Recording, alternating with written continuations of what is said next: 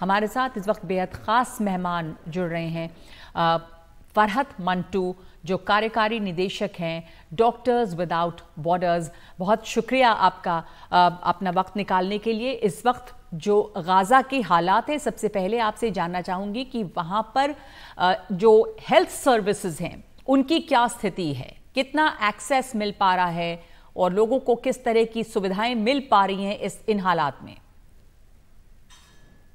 धन्यवाद नगमा। सबसे पहले मैं ये बताना चाहूंगी कि आज 7 अक्टूबर से नॉन स्टॉप जो इनडिस्क्रिमिनेट बॉम्बिंग हो रही है उसमें कमी नहीं आ रही है, उसमें बढ़ोतरी होती जा रही है।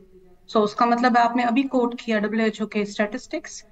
As per end of last week हमारे पास जो स्टैटिस्टिक्स है उसके हिसाब से 72 हेल्थ फैसिलिटीज, जिसमें हॉस्पिटल्स आ रहे हैं, एम्बुलेंसेज आ रहे हैं, हेल्थ वर्कर्स आ रहे हैं, उन पे अटैक किया गया है। इस परिस्थिति में हम कैसे काम कर रहे हैं, आप ऐसा लेके चलिए कि आप स्टार्ट कीजिए आवश्यक आपूर्ति, लाइक बिजली, पानी, जी।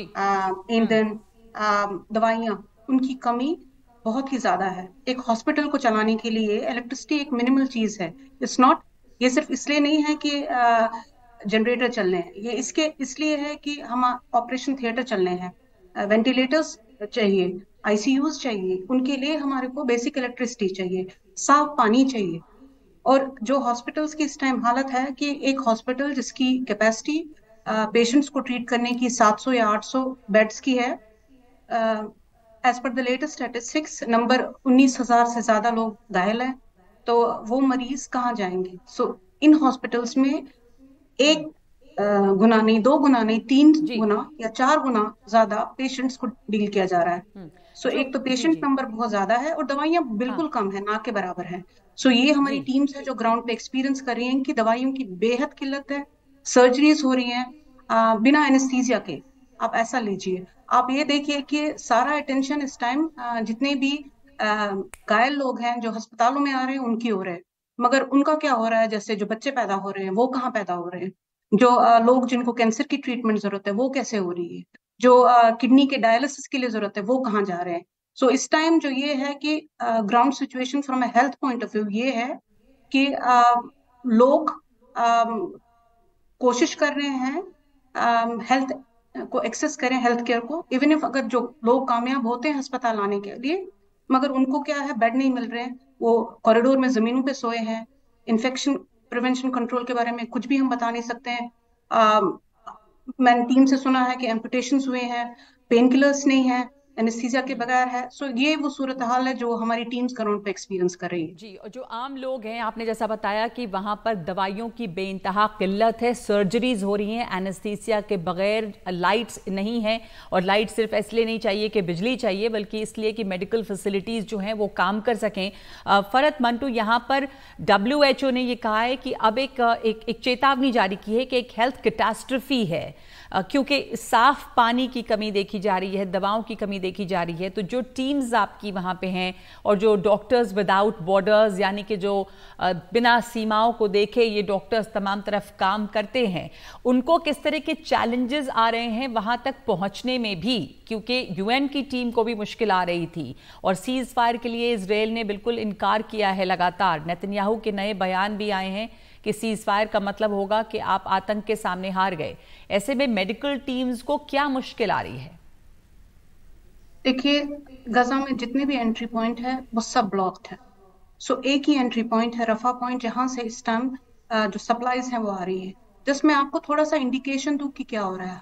हर आम दिन में ऐसा होता था कि 5-7 अक्टूबर से पहले ऐसा होता था कि दिन में 300 से 500 सप्लाई ट्रक्स गजा में आती थी थ्रू डिफरेंट एंट्री पॉइंट्स। 20 अक्टूबर से कल तक सिर्फ 82 ट्रक्स आई हैं। आप देखिए कि ये ड्रॉप एक ओशन में है against the needs. The needs are 5-fold और 6-fold।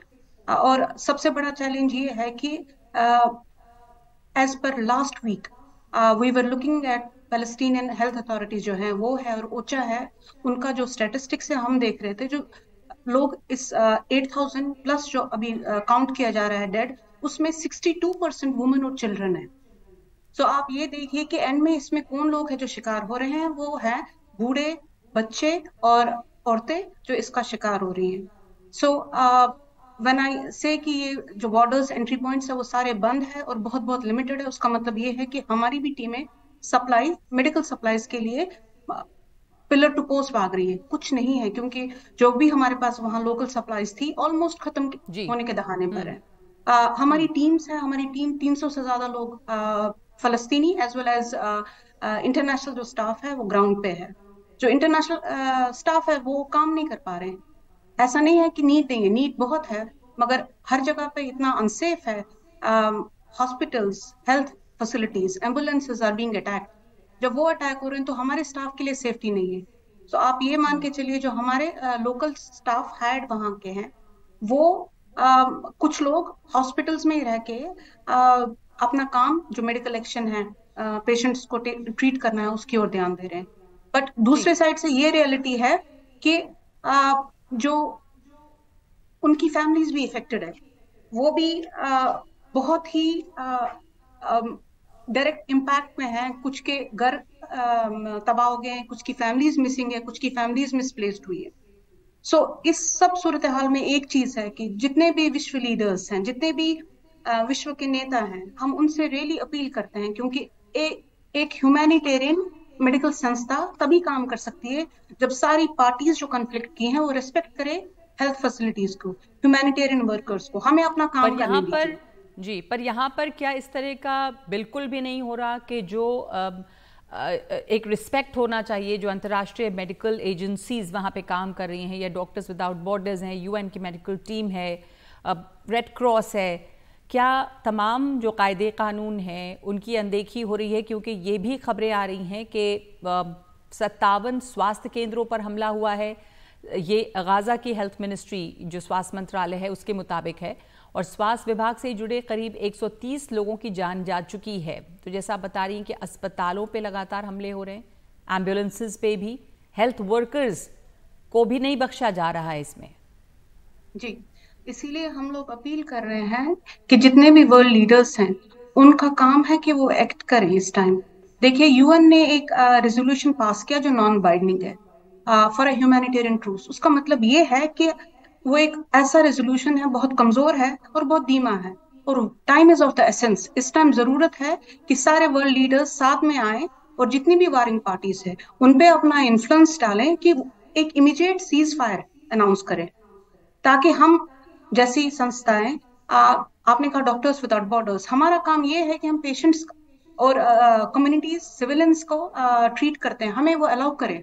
और अगर इंटरनेशनल ह्यूमैनिटेरियन लॉ के हिसाब से देखा जाए, हेल्थ फैसिलिटीज को अटैक नहीं किया जाना चाहिए, सिविलियंस पे अटैक नहीं होना चाहिए। और दैट वही हम कह रहे हैं कि जो ये कंप्लीट सीज है, जो ग्राउंड परिस्थिति है, उसकी जो इस टाइम सिचुएशन है, जो सबसे बड़ी डिमांड हमारी है एक मेडिकल ह्यूमैनिटेरियन संस्था होने के हिसाब से, हम कह रहे हैं कि आप इमीडिएट सीज फायर, आप युद्ध विराम का इम्प्लीमेंटेशन होना बहुत ही जरूरी है। बिल्कुल, एक ह्यूमैनिटेरियन सीज फायर की बहुत ज़रूरत है ताकि जो मेडिकल टीम्स हैं वो जा सकें, काम कर सकें। इस वक्त बेहद ज़रूरत है लोगों को। फरहत मंटू, आपका बहुत बहुत शुक्रिया अपना वक्त देने के लिए।